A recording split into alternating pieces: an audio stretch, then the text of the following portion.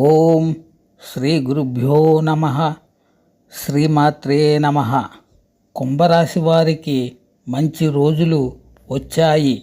పేరుకు పేరు వస్తుంది, డబ్బుకు డబ్బు వస్తుంది. కుంభరాశి వారికి ఇక తిరుగే లేదు. అన్నీ మంచి రోజులే. అది ఎలాగో వివరించి చెప్తాను. స్కిప్ చేయకుండా వీడియో మొత్తం చూడండి. వీడియో మొత్తం చూస్తేనే అర్థమవుతుంది. మధ్యలో ఆపేస్తే ఏమీ అర్థం కాదు. అందుకే వీడియో మొత్తం చూడండి.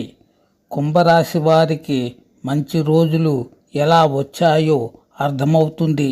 అలాగే నా ఛానల్ను సబ్స్క్రైబ్ చేయని వారు వెంటనే సబ్స్క్రైబ్ చేయండి.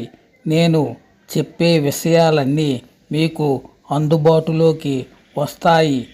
ఇక అసలు విషయానికి వస్తే కుంభరాశి వారికి మంచి రోజులు వచ్చాయి.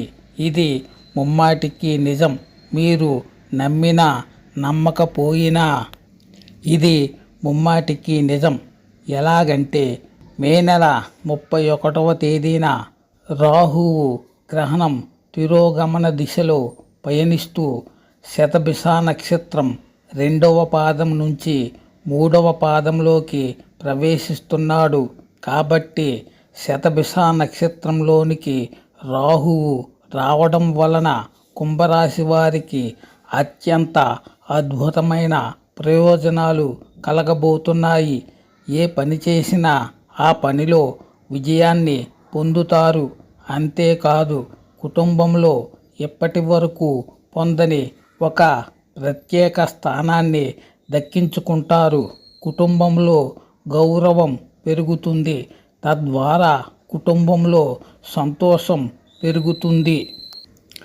ఆర్థికంగా ఇబ్బంది పడుతున్న కుంభరాశి వారికి ఆర్థికపరమైన చిక్కులు తొలగిపోతాయి.